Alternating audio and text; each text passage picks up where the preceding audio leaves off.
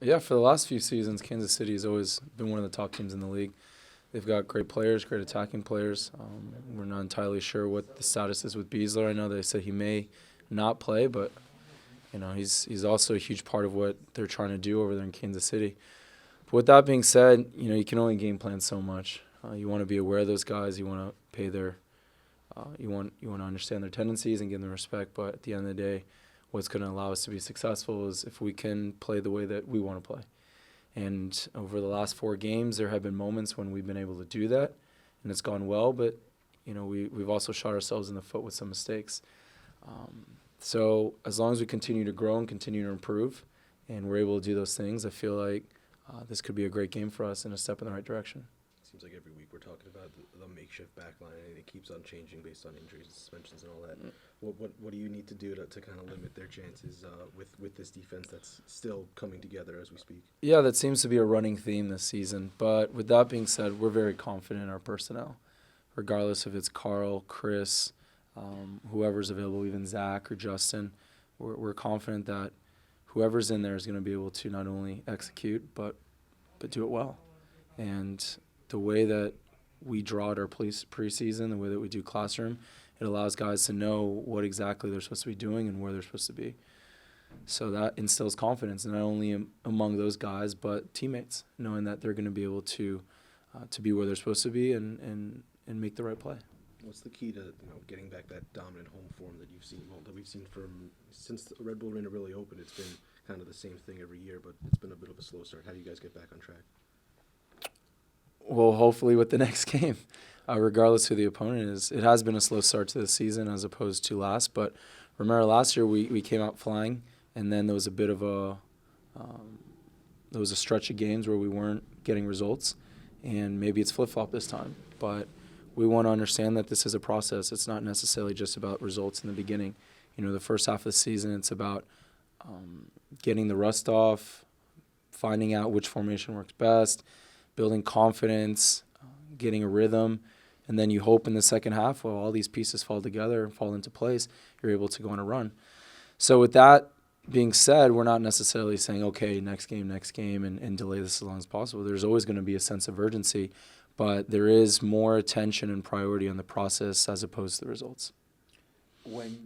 As a keeper, I know you have to worry about players like Dom Dwyer and Benny Fall-Harbor, but because they've added Brad Davis to their roster, what type of dynamic does he bring, and what do you have to be aware of when he's maybe set pieces or when he has the ball on his feet? And Brad's been a very good player in this league for a long time. So the respect that's due to him is because of the results that he's been able to churn out year after year. He has had a great start to this team, and he brings a different dynamic on set pieces. He has one of the best left foots in the league.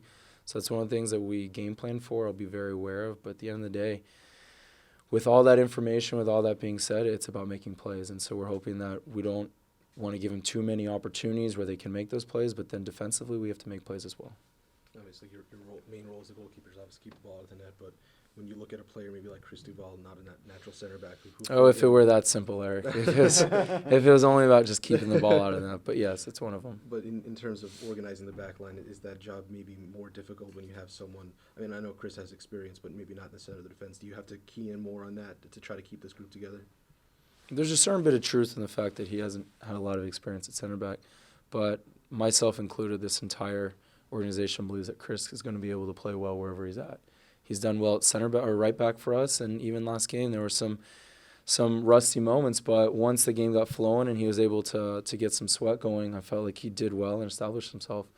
So for him going into this game, he knows that there's going to be a different sort of expectation for him. But I feel like he's more than capable, and the entire team, the entire locker room feels that he's going to be able to do what he needs to do, allow us to be successful.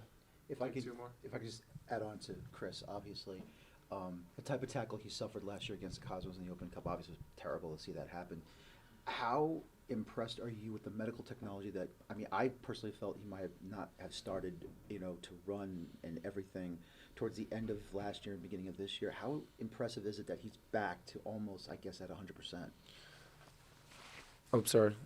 I'm not entirely sure what his timeline was. From my vantage point, I feel like he's recovered quite well. It's been a long road. Yeah. I think if you ask him personally, he'll attest to just how long it's been. But the fact that he's here in the beginning of the season, he's able to contribute right away, is not only a testament to the medical staff, to his commitment to getting healthy, but it also lets us know, it gives us another option, and it's an option that we've needed in the beginning of the season.